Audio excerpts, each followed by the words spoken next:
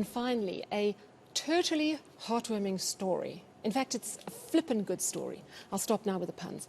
A turtle called Gina, who had her front flippers bitten off by a tiger shark, has been successfully rehabilitated and set free. She's back in the ocean. To tell us all about it, I'm joined by the Executive Manager of Ushaka Marine World, Maryke Musson. Maryke, thank you so much for your time. So just take us back to the beginning. What happened to Gina 11 months ago? How was she discovered? Yes, Sally, thank you so much. It is a wonderful story to share, of course. And Gina, like any other sea turtle or loggerhead, was swimming in the ocean and unfortunately encountered a large tiger shark. Now, tiger sharks eat pretty much anything, but they're very fond of sea turtles. So this shark had a good go at her, managed to bite off one of her flippers about 60% off, and then grabbed onto the other flipper. And very luckily for Gina, this whole incident was spotted by a charter dive boat, and they went in for the rescue, which is fantastic because, as you know, all sea turtles are endangered. So Gina is about 70 kilos in weight, is quite a mature female.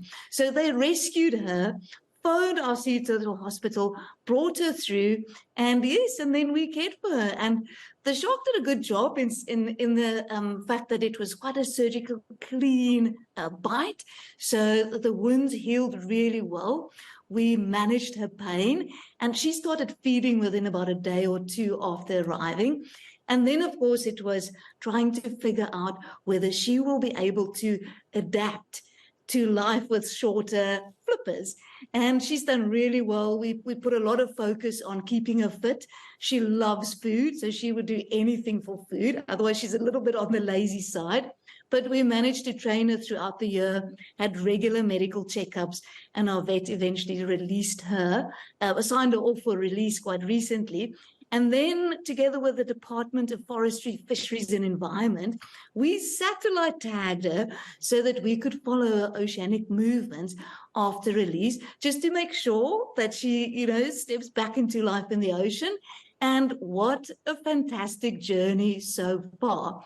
We knew she's a determined sea turtle, so we expected her to do very well. But yeah, she wasted no time. She was released off Cape Vidal last week, Thursday, and immediately started using those shorter flippers and made fantastic headway.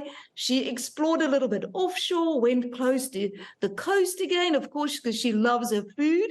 And, loggerheads love eating crabs and whelks and sea snails, so lots of food for her. And she's already 75 kilometers south of the release site. So we're incredibly impressed with her performance back in the ocean, and of course, absolutely thrilled that she's back in the wild where sea turtles belong, and that hopefully she can contribute to the sea turtle population out there. It's amazing. What a wonderful story. A story of triumph, I suppose. But she has lost part of both her flippers. You mentioned that she had to adapt. So how has it changed how she lives her life? So sea turtles luckily adapt quite quickly, and it's not uncommon to see turtles with partial amputations or even full amputations. Now, most sea turtles use their front flippers for swimming. So usually when they're missing one flipper, they adapt and start using some of the back flippers, which they usually use for steering. But Gina is super determined. So it's almost as if she had like months of gym workout, strengthened their shorter flippers. And she showed to us that she's really powerful. So when she wants, she can swim really fast. So I'm hoping that she'll continue to outswim sharks again. But she's probably learned her lesson. So generally they use their bodies to turn around, and face their shells towards the sharks.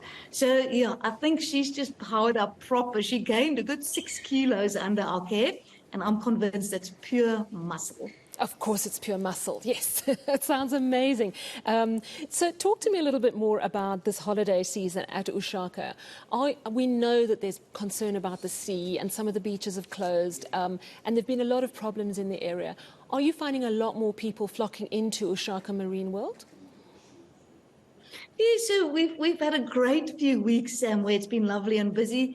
The beach is actually close to Ushaka. The water quality is quite good. And of course, our water quality is exceptionally good. So yes, we're expecting a bumper season. I think it's going to be the first very busy season after extended lockdown and COVID and all the pandemic, chaos. So we're looking forward to welcoming people to come and experience and learn about the ocean, to come and view some of our other turtle patients. We've got another patient called Gina, who's got complete amputation of the front flippers. She's done exceptionally well, but she won't adjust to life back in the ocean. So she'll stay with us.